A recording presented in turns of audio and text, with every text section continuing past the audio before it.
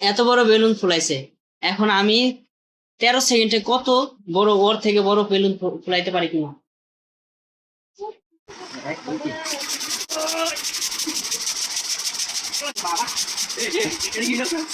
ফাইডে দেবো, আর প্লান যাবো না। আমি 11 সেকেন্ডে, 11 সেকেন্ডে এত বড়। এখন ওই 12 সেকেন্ডে করলাম, 12 সেকেন্ডে কাটটা বড়, কাটটা বড়, কাটটা বড়।